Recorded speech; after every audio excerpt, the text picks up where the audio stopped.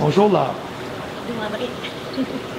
Alors Laure Varidel, ton CV est tellement long, mais il faut quand même en lire un petit bout. Militante altermondialiste, pionnière du commerce équitable, auteur primé des livres phares Une cause café, Acheter c'est voter et L'envers de l'assiette, chroniqueuse dans de nombreux grands médias, cofondatrice et ancienne présidente et porte-parole d'Équiterre, membre de l'Ordre du Canada et du Québec quand même, chevalière de l'Ordre de la Pléiade de l'Assemblée parlementaire de la francophonie, docteur en anthropologie et sociologie du développement durable et solidaire, professeur et chercheur à l'UQAM et à l'Université de Montréal, et maintenant conseillère en environnement et justice sociale. Oui, pour un cabinet d'avocats, TJL. Dont on va parler tantôt. Alors dis-moi, après toutes ces années, revenons un peu en arrière pour me dire qu'est-ce qui t'a inspiré dans ta jeunesse? Est-ce qu'il y a eu un événement marquant? La grande question. Je dirais pas qu'il y a eu un événement marquant, mais une succession de rencontres, d'expériences aussi, comme enfant, puis après comme adolescente, puis comme citoyenne adulte, qui m'ont toujours donné envie d'aller plus loin dans l'action, puis de transformer, si on veut, une certaine colère et tristesse que je ressentais à l'égard de ce que j'observais dans la société autour de moi, transformer ces sentiments-là en quelque chose de positif. C'est un peu un exercice de santé mentale aussi que de m'engager. J'ai eu l'occasion d'avoir des parents très aimants, des frères et sœurs, un frère et trois sœurs aussi plus vieux que moi qui m'ont beaucoup appris. J'ai grandi à la campagne sur une ferme où j'étais en contact constant avec la nature, les interactions entre les humains qui cherchent à répondre à leurs besoins et des milieux plus naturels qui sont transformés. Ma mère avait un immense potager. J'ai toujours eu des animaux, donc cette relation-là, je l'ai développée assez tôt. Il y a L'homme qui plantait des arbres, que j'ai écouté assez jeune, qui m'avait vraiment beaucoup touchée, impressionnée. Fait que je dirais que c'est des rencontres et puis des expériences de vie comme ça. Et la colère, la tristesse par rapport face à quelle problématique? Face aux injustices, face à la destruction de l'environnement, je me rappelle d'avoir vu un petit boisan, en fait c'est une terre en friche où j'allais jouer petite, qui à un moment donné a été complètement bulldozée. Quand je me rappelle, il y avait plein de petits animaux qui étaient là, puis il y avait un gros arbre où j'allais grimper, donc ça m'avait fâchée. Ensuite de ça, je pense à mon père qui à un moment donné avait...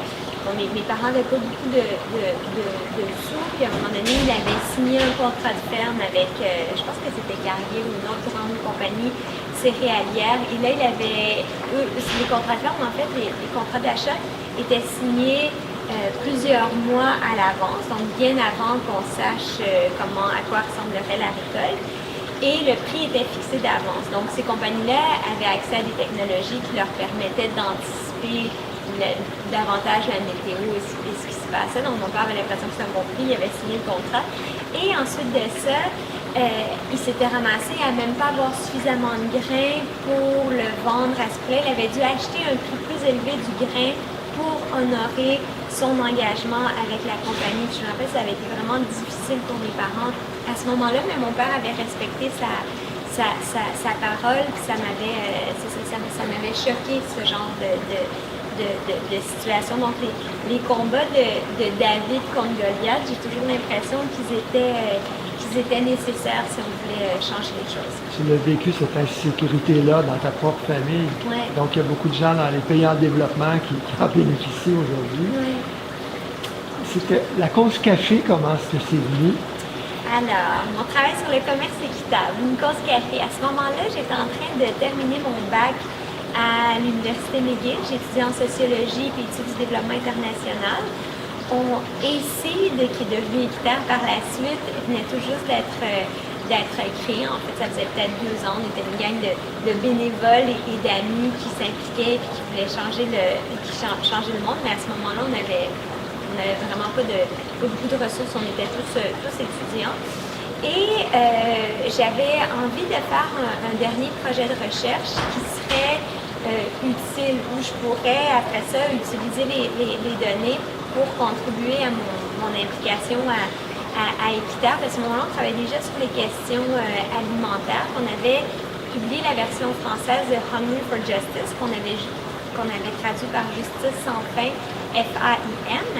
Et on l'avait publié, tout ça, puis je me disais, mais dans ce livre-là, on parlait du commerce équitable. Je connaissais le commerce équitable de la Suisse aussi parce que je suis née là-bas, j'ai de la famille, j'y retournais régulièrement, puis je voyais bien que dans les épiceries là-bas, ils avaient des étalages entiers de produits équitables. Au Québec, c'est inexistant au début des Alors années 90. que, non, à ce moment-là, il y avait à peu près rien. En fait, il y avait une librairie dans une église, puis un groupe étudiant qui en vendait à l'occasion. C'est du café équitable qui venait de 10 000 villages à Ottawa. Fait que c'était vraiment très, très limité. Fait que je me suis dit, mais déjà, je me demandais, est-ce que le commerce équitable fait vraiment une différence? C'est encore quelque chose pour donner bonne conscience aux consommateurs et consommatrices. Je me suis dit, ben, rien de mieux que d'aller voir sur le terrain. Puis là, dans notre petit groupe, j'avais un ami, en fait, qui était photographe, Éric Saint-Pierre, et qui, lui, cherchait un terrain où aller faire de la photo pour faire en sorte que ces photos soient utilisées. Puis il était déjà impliqué avec nous. Fait que quand il m'a dit ça, ben, je me suis dit, ben, moi, je pourrais jumeler mon désir de recherche et puis lui, ses photos. Donc, on a fait des démarches auprès d'une coopérative de café au Mexique, au Siri, qui est dans l'état de Oaxaca, dans la région de l'Isthme, donc la plus étroite du Mexique. On les a contactés, on leur a demandé si on pouvait venir passer un mois, 6 semaines dans la communauté pour vraiment bien comprendre ce qui se passait. Puis ils ont accepté en mettant leurs conditions, ce qu'on a trouvé génial aussi, c'est-à-dire qu'il fallait qu'on sache bien l'espagnol avant d'arriver et qu'on s'engage à restituer ce qu'on avait trouvé comme recherche, des photos et tout ça, et qu'on reste un temps suffisant, parce que souvent, ils avaient des journalistes, des gens qui venaient, qui restaient un petit peu, qui prenaient quelques images, qui partaient, puis qui disaient n'importe quoi, qui n'avaient pas eu le temps vraiment de bien comprendre ce qui se passait dans la coopérative. Donc, on a fait ça, puis on a été tous les deux vraiment très, très impressionnés et par l'engagement des familles productrices de café, tout le travail nécessaire à la production du café aussi, et comment le café finalement était juste un morceau de leur vie économique et alimentaire, parce qu'ils cultivaient beaucoup surtout le maïs, les ferments, tout ça. Mais c'était d'être sur le terrain, de pouvoir vivre dans cette coopérative-là, de dormir dans les familles, donc dans les mêmes conditions que les gens vivaient là-bas, qui m'ont vraiment beaucoup ouvert les yeux sur une toute autre réalité. Je suis allée laver mon linge à la rivière avec les femmes, je me levais le matin pour faire les tortillas, donc je me suis vraiment imprégnée de cette réalité-là.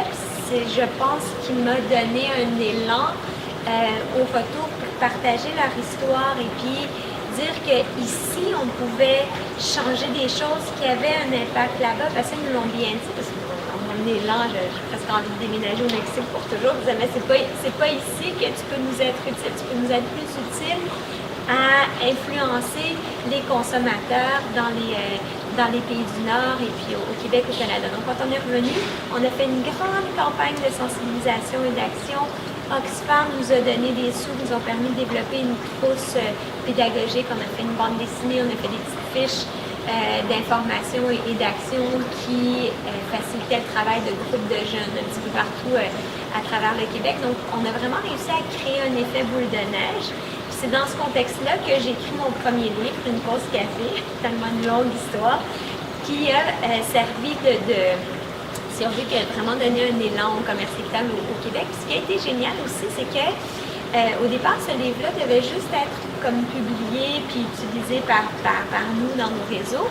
Mais quand j'avais fini de le rédiger, je suis allée donner un coup de main à une amie qui déménageait, mais j'ai rencontré Michel Brûlé des éditions Les Intouchables, qui m'a demandé ce que je faisais. Tout ça, là, on retourne en 95 à ce moment-là.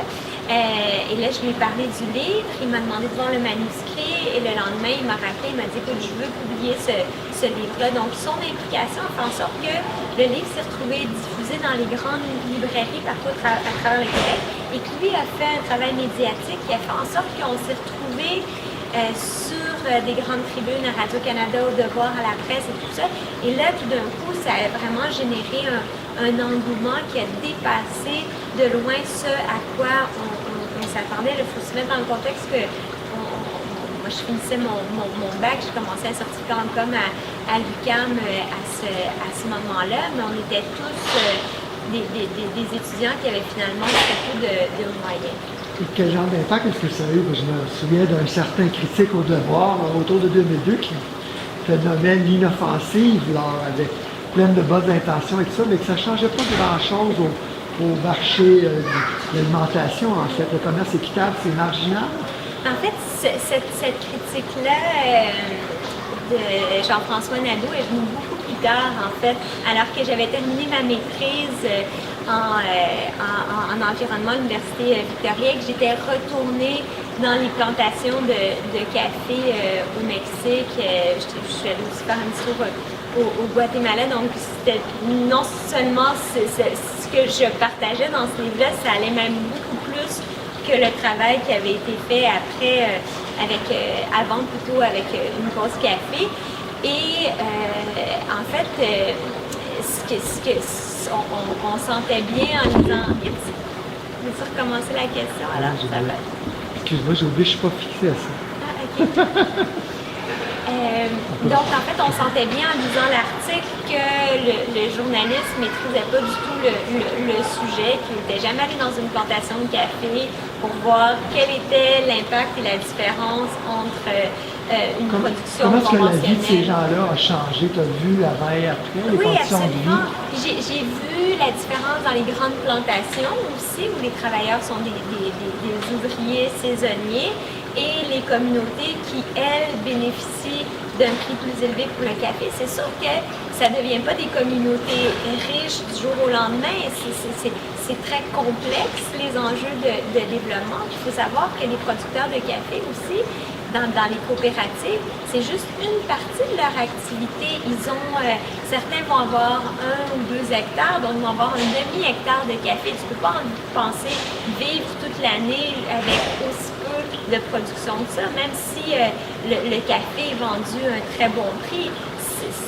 Et cette réalité-là, je pense qu'il l'ignorait complètement. C'est le risque toujours, hein, quand il y a des critiques. Ceci dit, c'est vrai que le commerce équitable, c'est pas la solution unique. Il n'y a pas une solution unique à aucun problème environnemental et social. C'est toujours un ensemble d'actions qui doivent être prises à petite et à grande échelle. Ça prend des gestes individuels comme ça prend des gestes collectifs, c'est évident. Puis, trop souvent, j'ai l'impression que c'est comme si on attendait le grand soir, le dirigeant politique ou le leader qui tout d'un coup va réussir à tout changer tout seul, mais dans l'histoire des mouvements sociaux, des changements sociaux, ça ne s'est jamais passé comme ça. Ça a toujours été des groupes de personnes qui se sont organisées, des gestes qui ont été posés, certains grandioses sur la place publique, mais souvent, ce qui a fait la différence, c'est plein de petits gestes que les gens posaient qui se sont multipliés, qui ont fait en sorte que les paradigmes ont changé et qu'on en est venu à des transformations politiques beaucoup plus importantes. Qu'on regarde le mouvement des droits civiques aux États-Unis, qu'on regarde la lutte contre l'apartheid en Afrique du Sud, qu'on regarde le droit des femmes partout à travers le monde. Maintenant, tout ce qui se passe avec les rapports entre hommes et femmes et puis les tensions sexuelles qu'il peut y avoir, tout ça change parce qu'il y a des gens qui se mobilisent, puis c'est la cumulation de tout ça qui fait en sorte qu'à un moment donné, la législation change aussi, les systèmes changent. Et en ce moment, c'est vrai qu'au niveau commercial, il y a des grands changements à voir si on va avoir un commerce équitable global. On ne va pas dans cette direction-là parce qu'on est dans une économie de marché qui tend à externaliser les coûts environnementaux et sociaux, hein, parce qu'on veut toujours payer le moins cher possible. Payer le moins cher possible, ça veut dire quoi dans l'économie de marché? Ça veut dire payer les travailleurs le moins cher possible, ça veut dire payer les ressources naturelles le moins cher possible. Fait que dans une telle situation, c'est sûr que c'est une course vers l'avant. Il faut transformer ces mécanismes-là et il faut réglementer. Mais les réglementations ne viennent pas s'il n'y a pas d'abord des citoyens qui sont informés, qui comprennent les problèmes et qui sont prêts à voter pour des gens qui ont le courage et l'audace de changer les choses. Et c'est de plus en plus difficile dans une économie qui est mondialisée, mais il faut commencer quelque part. Comment rester motivé? On voit souvent des mauvaises nouvelles, mais parle-nous un peu, parce que l'humain a besoin de mesurer les progrès, savoir qu'est-ce que le Québec a contribué justement à ce niveau-là, au niveau du commerce équitable, par exemple.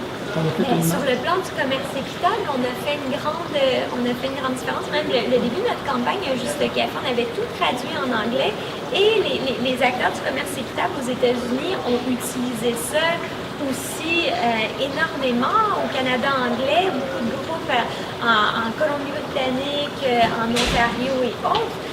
Plus globalement, on a contribué à faire augmenter les ventes de produits équitables de manière importante aussi. Je n'ai pas les chiffres avec moi, mais quand on a commencé, c'est ça, il y avait 1 ou 2 points de vente de café équitable. Maintenant, il y a plusieurs torréfacteurs. Vanout s'est engagé, qui était le gros joueur. Et là, on avait l'enjeu ça faisait partie de notre stratégie dans les universités et dans les bureaux où eux venaient avec l'équipement. Mais à partir du moment où ils avaient l'équipement, ils avaient le café équitable.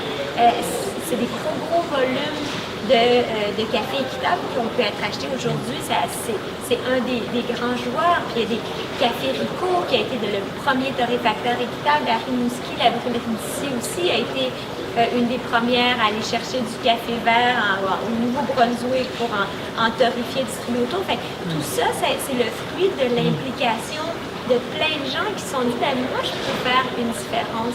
Fait que je pense que cet engagement-là qu'on peut tous faire à notre échelle, on sait tous qu'il y a des choses qu'on peut faire.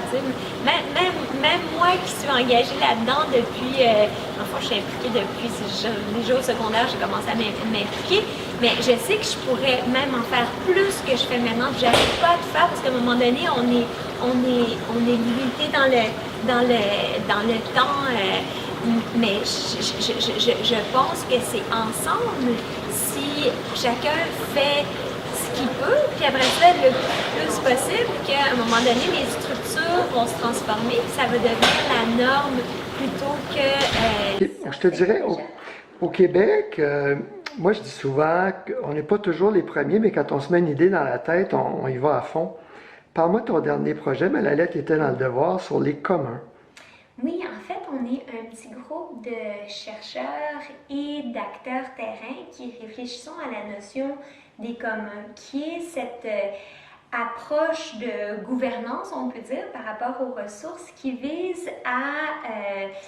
en fait, l'objectif ultime, c'est de gérer d'une manière plus équitable et plus pérenne les ressources et de sortir du dogme soit propriété privée ou propriété publique, c'est-à-dire gouvernementale. Voir comment est-ce qu'on peut gérer collectivement des espaces pour en assurer justement une meilleure utilisation. Des exemples de communs, il y en a à plusieurs égards. Même à Montréal. À Montréal, où on peut penser aux ruelles vertes, par exemple. Donc, les ruelles, même si elles sont propriété de la ville de Montréal, il y a des groupes de citoyens qui s'organisent pour les aménager différemment, en les verdissant, en créant des zones de jeux, d'échanges, même d'agriculture dans certains cas, parce qu'il y a certains projets d'agriculture urbaine dans certaines ruelles. Même de géothermie. De géothermie, c'est le cas de Solon, par exemple, qui a ce projet-là dans le quartier Rosemont, voir comment est-ce que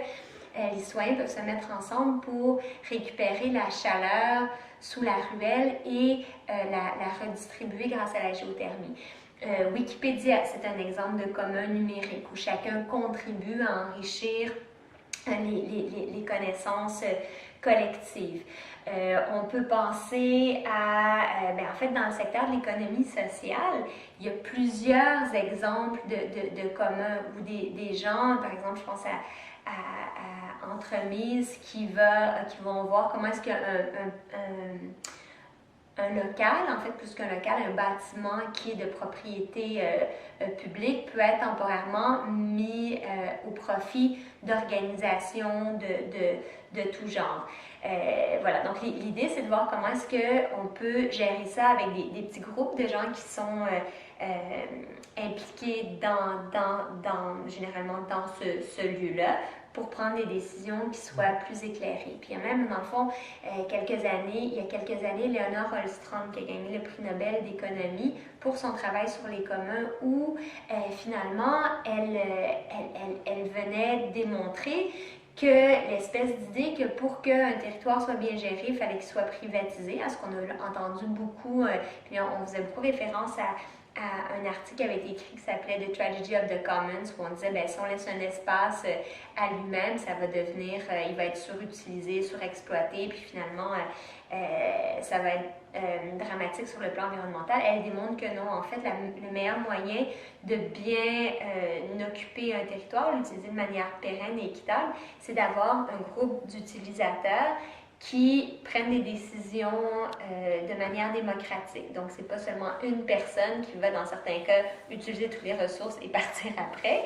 Ce qui se passe beaucoup dans le secteur minier au Québec, par exemple, on a 700 sites miniers qui ont été utilisés en terre publique, donc sur notre terre à tous, et qui sont maintenant contaminés et pour lesquels nous, comme citoyens, on devrait avoir à payer les frais. Donc ça, c'est les limites du système économique qui recherchent le profit à tout prix. Oui, donc à cet égard-là, on est très mal organisé au Québec encore maintenant. Il y a plusieurs mines, je pense à Malartic en fait, qui a des impacts environnementaux et sociaux très, très importants et pour lesquels il y a à peu près pas de redevances qui retournent au collectif, alors que c'est des milliards de dollars en or qui sont extraits de la mine de Malartic. C'est vraiment honteux.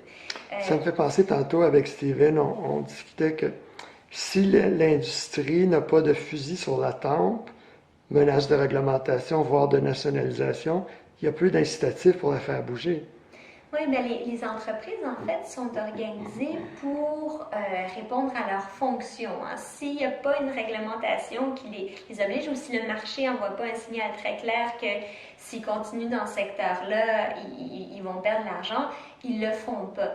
Donc, c'est là qu'on a tous un rôle à jouer comme consommateurs, comme investisseurs et comme citoyens qui mettons au pouvoir des gouvernements qui ont la responsabilité de légiférer pour protéger le bien commun. Et à bien des égards, plusieurs gouvernements ont un peu lâché prise sous le poids des lobbies et puis aussi des structures internationales qui donnent préséance au droit de générer des profits sur le droit à un environnement sain, par exemple. Parle-moi un peu de ton implication juridique, justement. C'est dans quel domaine?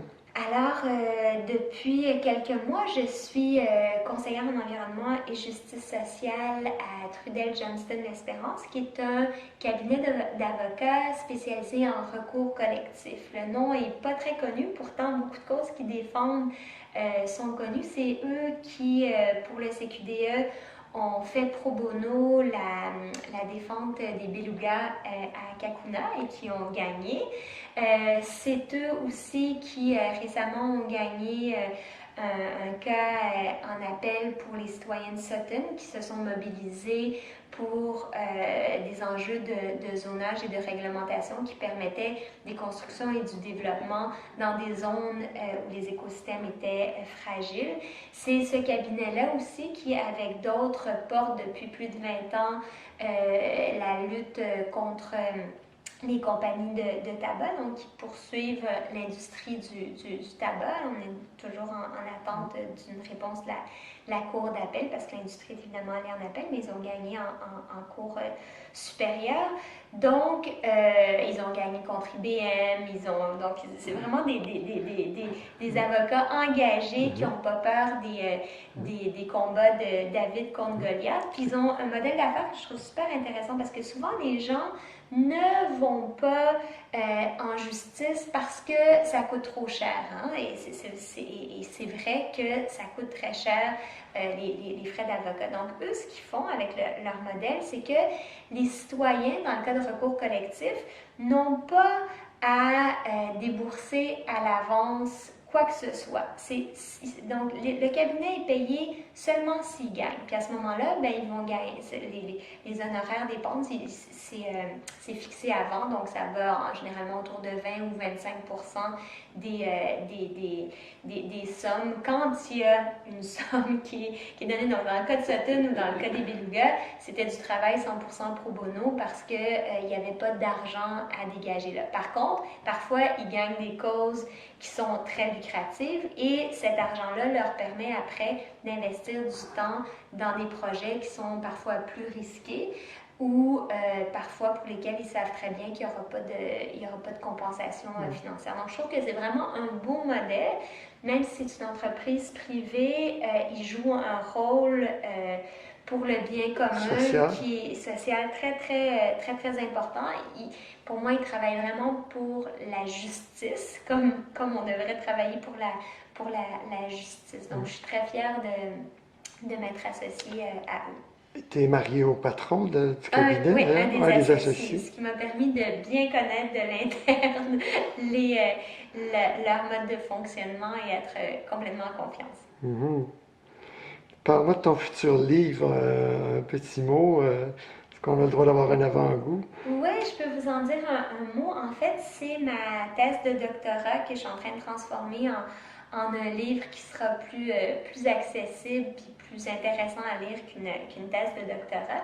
Ma thèse portait sur l'émergence d'une économie écologique et sociale au Québec. Donc, je me suis promenée à travers tout le territoire et j'ai recueilli les propos. J'avais un questionnaire aussi qui, lui, est allé encore plus largement que les entrevues que j'ai faites. Des centaines et des centaines de personnes ont répondu. Ah oui, ça a été vraiment, je ne m'attendais pas à ce que les gens s'emparent de cet enjeu-là autant, vraiment. Et ça me rassure sur l'envie qu'a la population comme citoyen puis comme membre d'une organisation, d'une entreprise ou même du gouvernement, l'envie de s'engager dans la transition. Donc, j'ai documenté quels étaient les freins, les accélérateurs de changement, tant au sein de grandes entreprises, petites, moyennes aussi, au sein de l'économie sociale, au sein de groupes de citoyens, parfois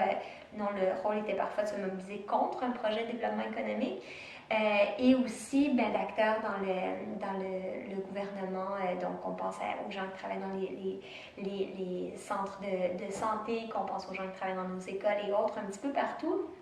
Il y a des citoyens qui s'engagent de toutes sortes de façons et qui essaient de changer les choses. Puis, bon,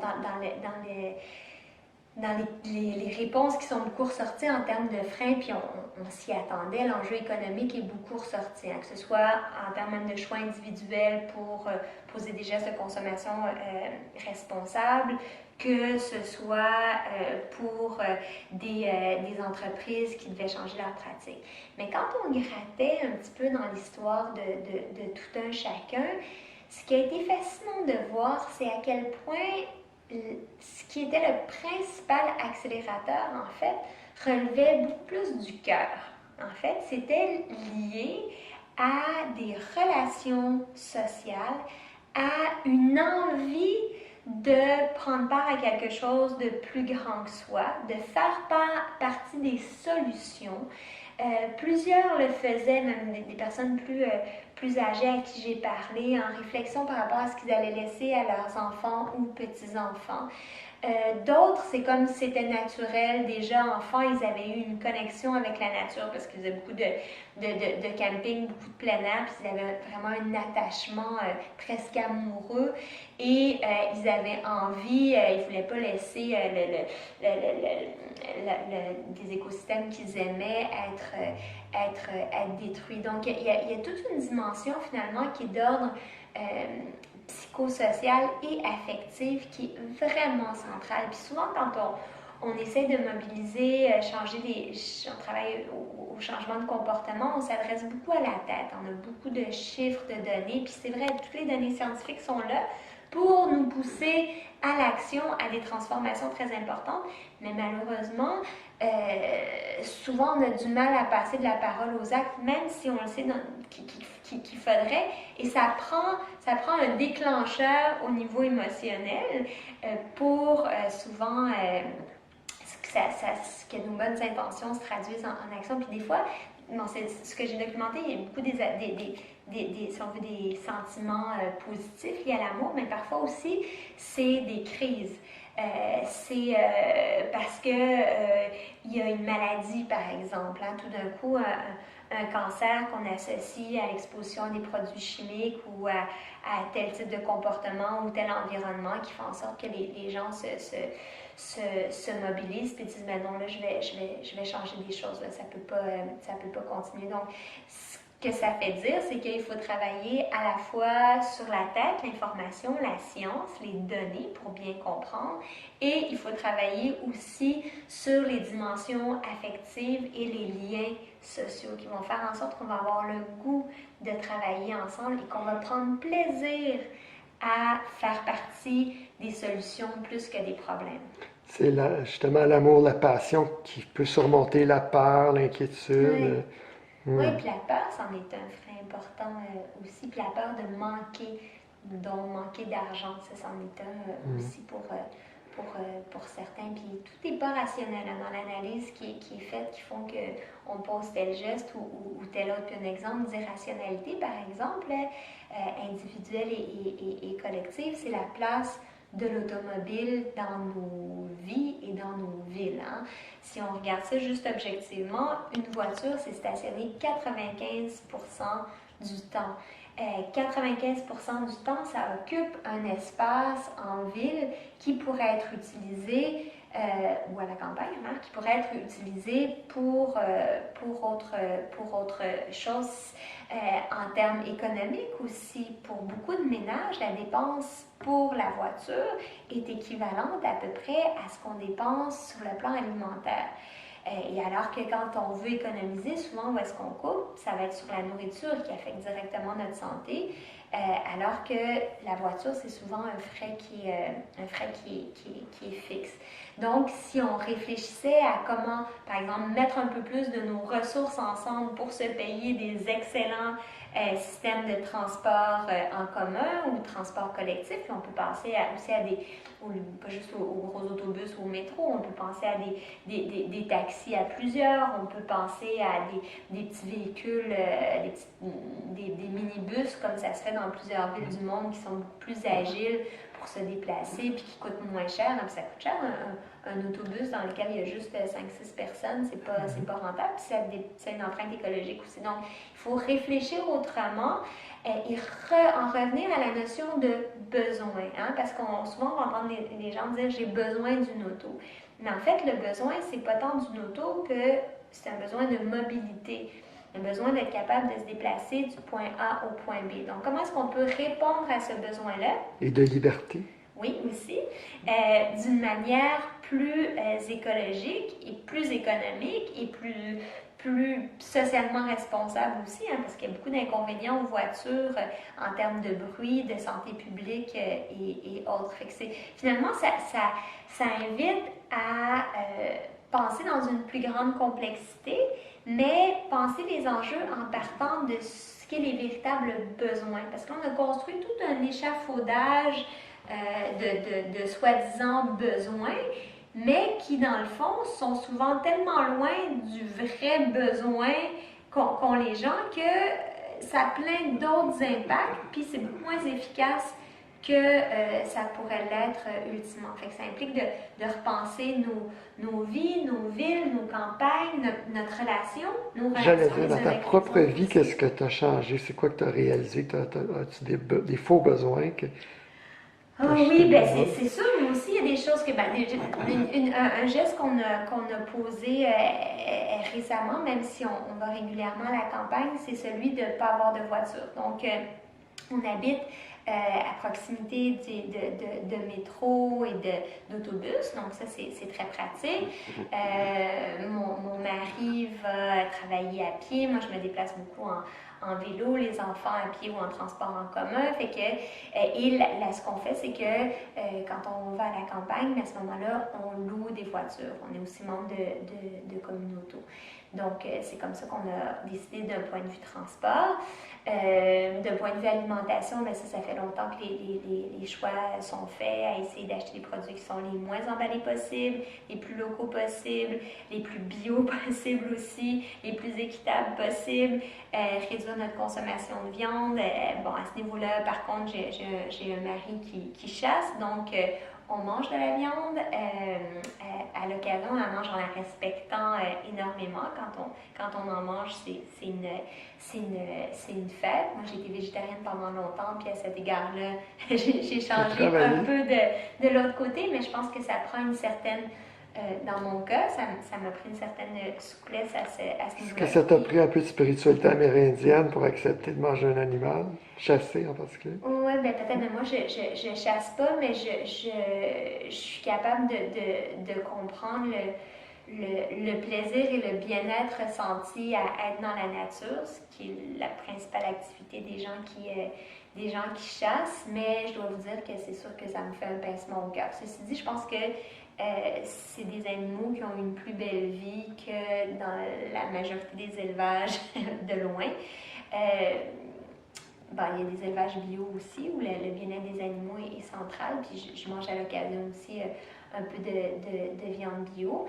Mais je crois beaucoup à la diversité, si on veut, la diversité des approches. Puis je pense que il faut avoir tout un spectre d'actions. Ça prend des actions qui sont des comportements qui sont plus radicaux. On peut faire le choix d'habiter dans une toute petite maison très écologique, pas avoir de voiture, être vegan. Ça, c'est la situation idéale pour avoir la plus petite empreinte écologique possible. Puis ça fait une différence. Puis on a besoin tout le long du spectre pour amener les gens à changer, à voir des gens qui le font de différentes manières. Puis je pense qu'il ne faut pas que ce soit une doctrine où du jour au lendemain, tout le monde est obligé de faire pareil. Puis, mais je pense que il faut que ça vienne progressivement et surtout dans le plaisir. Parce que sinon, ça ne marchera juste pas. Si on est juste quelques extrémistes à être vraiment très, très radicaux dans nos pratiques, pour bien des gens, ça semble trop extrême. Puis on le voit, les tensions, hein, souvent sur la question des voitures, sur la question de la viande. C'est émotif. Oui, ça va chercher quelque chose à l'intérieur des gens qui est pas évident à gérer. Puis ultimement, on est des humains en relation. Comment est-ce qu'on peut cohabiter en ayant la plus petite empreinte écologique possible et dans la plus grande paix possible aussi pour être heureux, parce qu'ultimement, on souhaite tous le bonheur. Et moi, je suis convaincue que des sociétés qui ont une plus petite empreinte écologique, qui partagent davantage, qui sont plus dehors, parce que dehors, il y a plus d'arbres, parce que c'est plus agréable de marcher parce qu'il y a moins de voitures, par exemple, mais il y a aussi plus de bonheur ressenti. Fait qu'on peut regarder des villes ou des pays où ça se fait. Les indicateurs de santé, par exemple, sont clairement supérieurs. Puis un des facteurs du bonheur, c'est notamment la santé y contribue. Les liens sociaux aussi. L'engagement citoyen contribue au bonheur aussi. Ça, c'est quelque chose qu'on ne dit pas suffisamment. Dis-moi, si je te demandais, les Québécois, en quoi est-ce qu'ils te déçoivent et en quoi es-tu fier des Québécois? Grosse question, mais Moi, je suis très fière d'être québécoise. Je trouve qu'on est dans une société ouverte et où il y a très peu de degrés de séparation entre nous tous, ce qui nous donne le potentiel de changer les choses assez rapidement à partir du moment où on a décidé de le faire. C'est pas pour rien que la Révolution tranquille elle a eu lieu au Québec.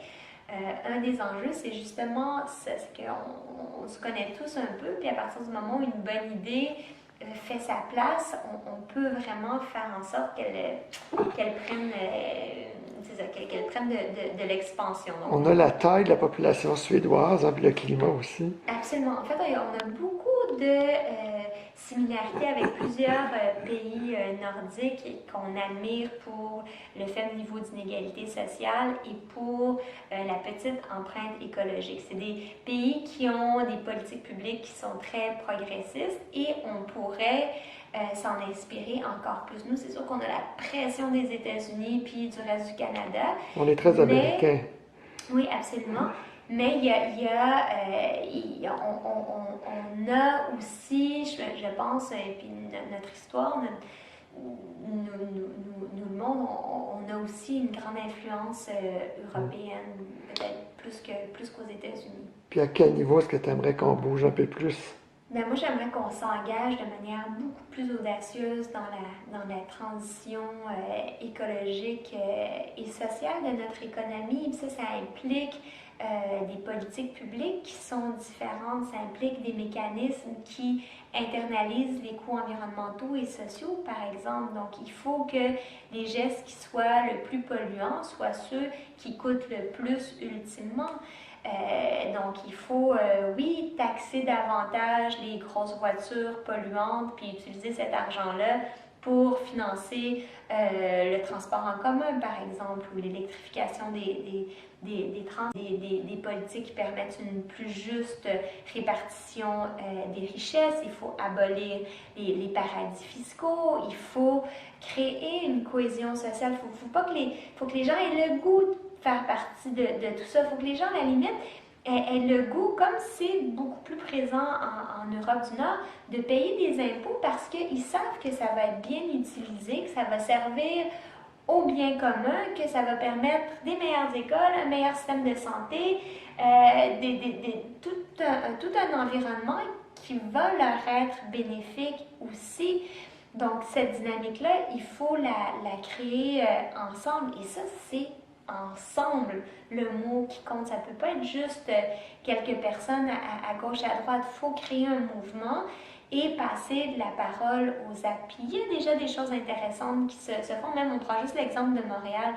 On a mis au pouvoir Projet Montréal qui, il y a quelques années, était présenté comme un parti qui était complètement radical et autre. Mais je veux dire, on prend l'exemple de Luc Ferrandez qui était critiqué à tort et à travers, mais qui s'est fait réélire année après année. Pourquoi? Parce que les mesures qu'il prenait amélioraient la qualité de vie des gens du quartier où il habite. Et c'est au service de ces gens-là qu'il a bien fait son travail. Puis maintenant, on voit beaucoup d'initiatives prises en termes de verdissement, rachat d'espaces verts. Il y a des décisions qui sont courageuses, qui ont été prises récemment à Montréal. Et il faut qu'on fasse ça à l'échelle du Québec. Et c'est pour notre mieux-être à tous. En fouillant dans les archives du Devoir, j'ai vu une entrevue où tu disais « Oui, un jour, c'est sûr, je vais faire la politique » et tu voulais le faire pour le parti de ton amie Françoise David. Oui, Françoise qui est plus à Québec solidaire maintenant. Mais l'idée de faire la politique m'interpelle encore parce que je pense qu'il y a des choses à changer sur le plan systémique, puis pour ça, ça prend des politiques publiques qui sont différentes. Ceci dit, je ne m'engagerais pas toute seule. Si je me lançais en politique, il faudrait qu'on soit plusieurs à partager la même vision du monde, la même envie de changer les choses en faveur du bien commun, puis dans l'intérêt des générations qui s'en viennent. C'est sûr que ça implique beaucoup sur le plan organisationnel aussi et familial. Puis je dirais que c'est la raison pour laquelle Je ne l'ai pas encore fait. J'ai une petite puce qui a des besoins particuliers, qui a besoin de moi, donc jusqu'à ce qu'elle soit adulte, puis que j'ai vraiment réussi à mettre en place un écosystème, si on veut, où je vais sentir que elle va être bien, même si je m'absente, parce que selon la fonction qu'on a, ça peut représenter quand même beaucoup d'absentéisme. Donc, il y a ça d'une part.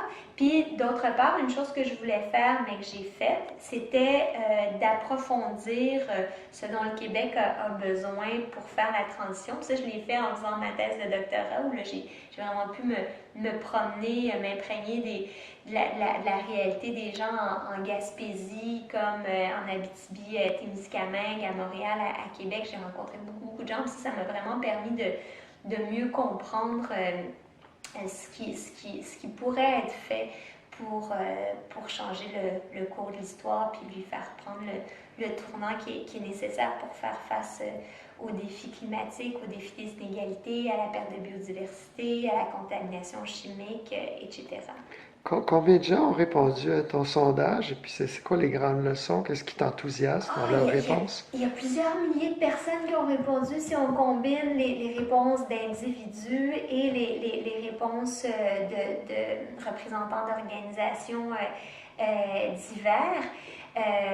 Donc ça me donne vraiment une bonne image générale. Moi, ça, c'était un questionnaire, donc ça, dans le questionnaire, c'est une chose, mais j'ai aussi réalisé plus d'une centaine d'entrevues à différents niveaux de profondeur qui m'ont permis de vraiment mieux comprendre qu'est-ce qui se passe dans les organisations. Tu as vraiment sondé la société en profondeur comme peu de gens dans le domaine public. Oui, ben ça a été une grande opportunité. Mais un doctorat, c'est ça, hein, on doit approfondir, même si mon sujet était assez large, parce que c'est l'émergence d'une économie écologique et sociale.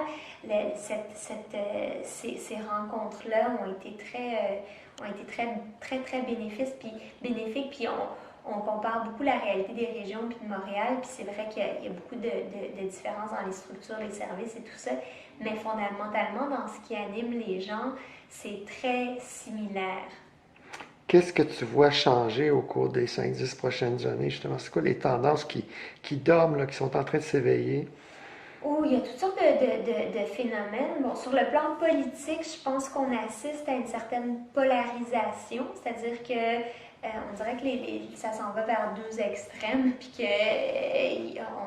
on le voit pas juste au Québec, au niveau international, avec l'élection de Trump, par exemple. Puis, bon, ici, on ne sait pas qu'est-ce qui va se passer encore aux prochaines élections, mais on sent des tendances, des courants qui sont vraiment diamétralement opposés. Si on regarde la CAQ ou Québec solidaire, par exemple, qui sont deux partis qui ont pris beaucoup d'ampleur ces derniers temps.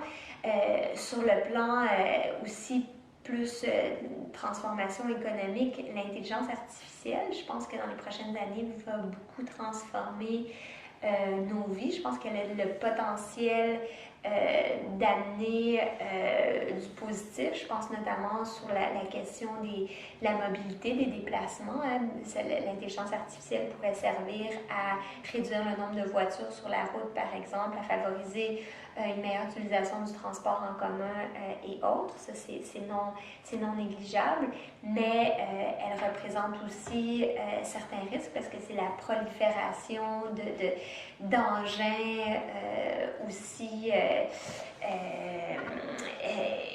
électroniques et autres avec l'empreinte écologique que ça a, puis tous les inconnus sur le plan de la santé humaine quand même. OK. Oui, c'est un sujet. Moi, je lis à tous les jours. Évidemment, je suis en contact avec un réseau international de gens qui traitent de l'impact des champs électromagnétiques sur la santé publique. Les micro-ondes vont être classés probablement cancérogènes très bientôt, parce qu'ils ont découvert que les rats ont les mêmes cancers que les humains qui abusent des technologies sans fil. Est-ce qu'il y a des forums? Moi, des fois, je trouve qu'il y a une omerta au Québec de ce côté-là. On n'en parle pas. Pour les champs électromagnétiques dans ta vie, est-ce que tu as fait des choses au niveau des compteurs intelligents, par exemple? Ben, moi, j'ai fait remplacer mon compteur pour que ce soit pas un compteur intelligent, justement. J'ai fait ça quand j'étais à Fredericksburg, puis je l'ai refait à Montréal. En plus, il est dans la maison. Pourquoi tu l'as changé? Par principe de précaution, parce que même si le monde scientifique n'est pas unanime, d'ailleurs ça prend beaucoup de temps, on le sait, hein, avant que le monde scientifique soit unanime sur une question, on l'a vu avec le cas de l'amiante, on l'a vu avec la cigarette, puis surtout quand il y a des gros enjeux économiques, puis c'est le cas, même dans nos vies en général.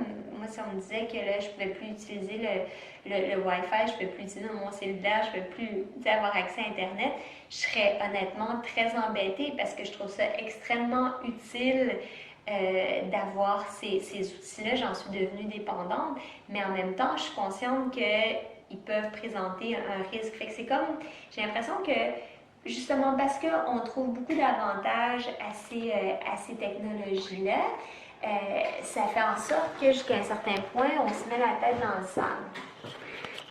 Oui, c'est le 24/7, comme on dit, le problème quand on est constamment en mode sans fil. Ce que les médecins, les biologistes voient, c'est le risque de ne pas avoir de repos la nuit pour la mélatonine, entre autres, justement. Oui, puis je veux dire, en ville, il y a des Wi-Fi partout, donc même si moi je débranche le mien, je suis collée sur plein de systèmes partout autour. Là. Et parle-moi un peu de... On t'a glissé un mot tantôt sur ta fille, Elle fait les étoiles. Certains ont vu le film. Aujourd'hui, elle a 14 ans. Oui. Et tu as des projets d'avenir pour elle et ta famille? Oui, bien, c'est sûr que pour les personnes qui ont des besoins particuliers, à partir du moment où ils sont adultes, surtout à partir de 21 ans, c'est pas super stimulant comme possibilités qui sont offertes. Puis de ce que j'ai entendu, j'ai pas encore vécu, mais ce que j'ai entendu, c'est une bataille pour beaucoup de parents, puis c'est plutôt complexe. Alors que ces gens-là, ils ont encore besoin d'être stimulés, ils gagnent encore à être occupés d'une manière autre que d'être postés devant un film toute la journée. Donc, ce que j'ai envie de faire, c'est de... Peut-être juste expliquer, elle a des limites au niveau neurologique. Oui, donc ma fille est atteinte du syndrome Smith-Lemli-Opitz, qui est une maladie orpheline rare qui occasionne des retards de développement et des retards au niveau intellectuel aussi. Donc, je ne m'attends pas à ce qu'elle puisse être complètement autonome un jour, puis je suis consciente en même temps que selon le pronostic, elle risque de vivre un âge normal. Et moi, évidemment, je risque de mourir avant elle. Donc, il y a tout ce questionnement-là quand on est parent d'enfants qui ont des besoins particuliers. Qu'est-ce qui va arriver quand je ne serai plus là? Puis même, tout d'un coup, je pourrais ne plus être là. Qu'est-ce qui va se passer dans un système où il y a quand même une tendance à se désolidariser, hein, quand on voit les propositions de certains partis ou ce qui a été fait au cours des dernières années en termes de coupures pour les enfants qui ont des besoins particuliers. Donc, une certaine insécurité, je dirais. Et encore là, je me suis dit, je vais transformer cette insécurité-là en quelque chose de positif. Puis, je vais construire une initiative qui non seulement va être bénéfique pour Alfie, mais qui va pouvoir profiter à d'autres personnes comme elle qui ont un fonctionnement neurologique différent. Donc, l'idée, ça serait de créer un lieu où on célébrerait la diversité neurologique, la diversité des écosystèmes naturels et la diversité des écosystèmes agricoles aussi. Donc, ça serait un projet d'économie sociale où il y aurait des gens qui travailleraient à la mesure de leur capacité à prendre soin d'animaux. Il y aurait de la zoothérapie notamment, jardiner, s'impliquer dans des projets de transformation alimentaire, possiblement de la sériculture, l'aménagement de sentiers, des choses comme ça. Donc, il y aurait un mélange de gens qui ont des besoins particuliers. Là, ça pourrait être déficience intellectuelle, autisme, même des enjeux plus liés à la bipolarité. Donc, on peut avoir des moments dans notre vie où on se sent pas bien dans notre tête et dans notre cœur aussi pour des raisons X, Y, Z, puis où ça nous ferait du bien d'être entouré de gens bienveillants et dans un écosystème naturel. D'ailleurs, on parle de plus en plus d'écothérapie. Au Japon, c'est très développé. Donc, on sait que le simple fait d'être dans des écosystèmes naturels, de ne pas être exposé à du bruit, de la lumière constante et tout ça, sont bénéfiques pour la santé. Donc, créer un lieu où il y aurait tout ça. Donc ça, c'est le projet qui s'en vient. On a déjà trouvé le terrain qui est à Fredericksburg. On a pour l'instant 150 acres. Une partie qui est une forêt biodiversifiée qu'on mettrait sous conservation avec la fiducie foncière du Mont-Pinacle. Et une autre partie du terrain, il y a une partie qui est en monoculture de pin rouge. On utiliserait les arbres le plus possible pour les constructions à faire. Et une partie en champ aussi pour faire de l'agriculture bio, de la permaculture. Donc, on voudrait que ce lieu-là soit un lieu exemplaire en termes de pratique, que ce soit sur le plan alimentaire, donc le plus bio, local, autoproduit possible. Bernard Alonso est votre voisin? Oui, d'ailleurs, il veut s'impliquer dans le projet. Il y a aussi sur le plan du bâtiment. Donc, là, on aimerait vraiment faire des bâtiments, si on réussit à les faire même autonomes d'un point de vue énergétique, ça serait intéressant. Puis, il y a quand même du bois autour. On pourrait penser à des foyers de masse, par exemple, le bois qui est une ressource renouvelable. Donc, on est encore au stade d'idéation. Je suis en train de réfléchir à un petit comité parce qu'on veut créer une OBNL, donc ça serait un projet sans but lucratif, évidemment. Et voilà, fait que ça va être, quand j'aurai terminé mon livre et que je l'aurai bien partagé autour, mais je vais vraiment me consacrer à ce prochain projet-là. Puis je fais ça aussi dans une perspective, je suis toujours chercheur à l'UQAM, je m'intéresse beaucoup à l'innovation sociale, donc il y aurait la possibilité dans ce lieu aussi que ce soit un lieu d'apprentissage et que ce soit un peu un laboratoire vivant. Est-ce que c'est pluridisciplinaire, ce que vous faites à l'UQAM? Oui, moi je suis beaucoup dans l'interdisciplinaire.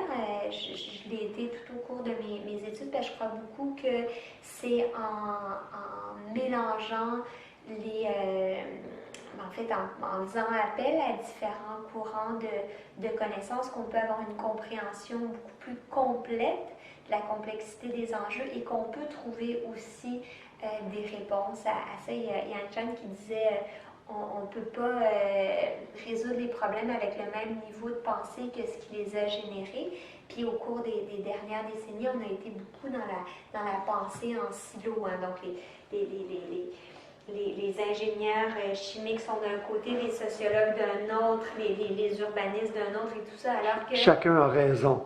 Oui, tout le monde a raison, mais comment est-ce qu'on peut mettre nos vérités en commun pour en arriver à une plus grande vérité que la somme de ces vérités-là? Parce que dans la société, la réalité, elle est pas juste présente dans une unité bien précise. C'est quelque chose qu'on voit dans quelques universités au Québec, en Concordia, Sherbrooke, l'UQAM, semble se démarquer là-dedans. De plus en plus, en fait, je dirigeais jusqu'à la qui est le Centre de recherche interdisciplinaire en opérationnalisation du développement durable.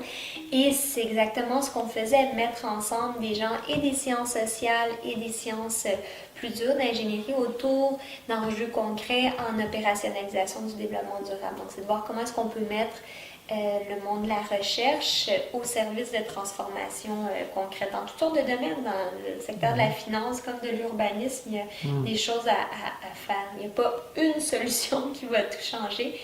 C'est un ensemble de mesures un peu partout qui vont faire en sorte qu'à un moment donné, on va arriver à un certain point de bascule. Puis à l'école, à l'UQAM, qu'est-ce qui te passionne en ce moment? Ben, là, en ce moment, je travaille sur mon livre principalement, donc je suis pas... J'enseigne pas, mais ce qui me passionne, c'est la transition. Je suis impliquée avec la Chaire sur la transition de René Audet. Je suis aussi chercheur au Symbiose, qui est un centre de recherche interdisciplinaire en santé environnementale. Avec Louise Vandelac, entre autres. Notamment, donc la question des pesticides m'interpelle aussi beaucoup, mais aussi tout le rôle des inégalités sociales. Le premier déterminant social de la santé, il est économique. Donc, on doit travailler sur la question des inégalités aussi et de la lutte contre la pauvreté si on veut être collectivement plus en santé. Ça, le Québec, ça n'enrichit pas, hein? Mais en fait, faut faire attention parce que globalement, si on regarde les indicateurs, on a fait beaucoup de gains. Hein? On se présente toujours, on est en crise, en crise. C'est vrai que sur le plan environnemental, surtout, et sur le plan des inégalités, les indicateurs sont dans le rouge. Par contre, sur beaucoup de plans, on a amélioré nos conditions de vie. Est-ce que vous voudriez retourner en 1940, ou même en 1960, ou même en 1980? Pas moi. Je suis très heureuse de vivre à notre époque, notamment sur le plan des droits sociaux, sur le plan de la liberté d'expression, sur toutes sortes de plans, même nos villes, quand on regarde comment nos villes sont plus vertes qu'elles l'étaient. C'est que c'est pas juste le PIB qu'il faut comparer avec les autres provinces, parce qu'on dit que le Québec s'appauvrit à ce niveau-là. Oui, le salaire. Oui, c'est ça, mais en même temps, si on regarde le niveau de vie, la qualité de vie, au Québec, on est un lieu tout à fait enviable. D'ailleurs, c'est pas pour rien qu'il y a autant de gens qui veulent venir s'installer ici, c'est parce qu'on est bien, puis il y a plein d'avantages sociaux aussi, notamment le faible coût de l'éducation, les CPE, le climat social est très positif. On est dans une province qui est très créative. Fait que je pense qu'on a tous les outils nécessaires pour se prendre en main puis mener à bien cette transition-là, puis ultimement tous vivre mieux. Mm-hmm. Parle-moi un peu de l'implication des groupes environnementaux dans la campagne électorale, ta réaction à la mise en demeure du directeur général des élections. Aïe, aïe, aïe. Ça, c'est juste incompréhensible parce qu'il y a une panoplie de groupes, que ce soit environnementaux, que ce soit pour les aînés, que ce soit les chambres de commerce, que ce soit toutes sortes qui ont recours à des questionnaires qui ensuite diffusent. Même des fois, ils vont faire des conférences, ils vont demander à des candidats de venir présenter. Puis parfois, ils n'ont même pas tous les candidats. Des fois, c'est juste deux candidats qui sont là. Est-ce que ça, c'est une dépense électorale dissimulée? À ce moment-là, je pense qu'il faudrait tous arrêter de se taire parce qu'on contribue tous par notre parole, que ce soit en tant que à travers des organisations ou comme individus, à pousser vers un candidat ou un autre, moindrement qu'on parle de nos valeurs puis de la société qu'on souhaite. Fait que c'est pas... c'est un peu incompréhensible ce geste-là. Et d'ailleurs, ça a suscité beaucoup de soutien de la part de nombreuses organisations qui sont venues appuyer Équiterre là-dedans à dire mais qu'est-ce que c'est que... Dont les médias, les groupes environnementaux font notre travail. Oui, donc finalement, ça a fait de la bonne pub pour Équiterre. Oui. Puis en même temps, on voit, comme tu disais, que le vote semble très polarisé en ce moment. Mais est-ce qu'on est en train de voir un petit virage marxiste au Québec? Non, vraiment pas. Non, faut lire Marx pour voir qu'on n'est pas dans cette situation-là du tout. Nuance-moi le programme de Québec solidaire. En tant que sociologue, comment tu vois ce mouvement-là? Ben, je me réjouis de voir le bien commun être une préoccupation pour un plus grand nombre de citoyens et citoyennes. Que ce soit pas juste l'environnement, évidemment, quand on parle de bien commun, on parle nécessairement d'environnement. C'est sûr qu'il y a encore beaucoup de gens qui disent que la première chose qu'ils veulent, c'est baisser les impôts. Puis, ceci dit, dans le programme de Québec solidaire, pour 70% des citoyens, ça serait effectivement une baisse d'impôts ou rien de changer. C'est vraiment pour ceux qui sont plus en moyen qu'il y aura davantage d'impôts et je suis tout à fait en faveur de ça. Je suis moi-même dans la tranche qui aura à payer plus d'impôts et si mon argent peut servir davantage à ce qu'on améliore la qualité de notre environnement et puis qu'on ait des politiques sociales qui vont permettre à plus de gens de mieux vivre? Oui, je veux dire, quelques milliers de dollars pour ma famille versus quelques milliers de dollars multipliés qui deviennent des centaines de milliers de dollars et des millions, ben je crois beaucoup plus à la force de ces millions-là pour changer des choses que ce que moi je peux faire, même si je donne l'argent des groupes environnementaux et autres. Je pense qu'on a besoin d'avoir une vision commune. Par contre, je ne voudrais pas payer plus d'impôts si ça sert à des dépenses militaires ou si ça sert à acheter un pipeline au Canada anglais, par exemple. J'ai pas du tout envie de payer pour ces choses-là. Donc, tout dépend de ce qu'on va faire avec. Et en terminant, comment est-ce que tu vois la place du Québec dans le monde? On est fort pour s'autoflageller, pour se critiquer entre nous, mais est-ce qu'on peut se féliciter aussi? Est-ce qu'on est admiré dans le monde? Oui, ben, d'ailleurs, ça a été très intéressant de faire mon doctorat en Suisse. Hein, parce que j'ai vécu 2 ans là-bas, puis même si mon terrain de recherche était le Québec, j'ai passé 2 ans à l'Institut des hautes études internationales et du développement à Genève. Donc, ça m'a forcé à avoir un regard un peu extérieur sur le Québec. Et le Québec est admiré à plein d'égards, notamment sur le plan de l'ouverture culturelle, des politiques d'immigration, de la paix sociale, de l'économie sociale aussi. Hein. On cite nos CPE en exemple, on parle du mouvement des jardins, on parle de l'investissement responsable, de toutes sortes d'initiatives et de mesures qui sont très fortes ici, puis j'en suis très fière. Mais sur ce, ma chère, merci beaucoup de cet entretien très intéressant. Ben, merci à toi, puis bon 25e à la Maison du 21e siècle. Merci beaucoup.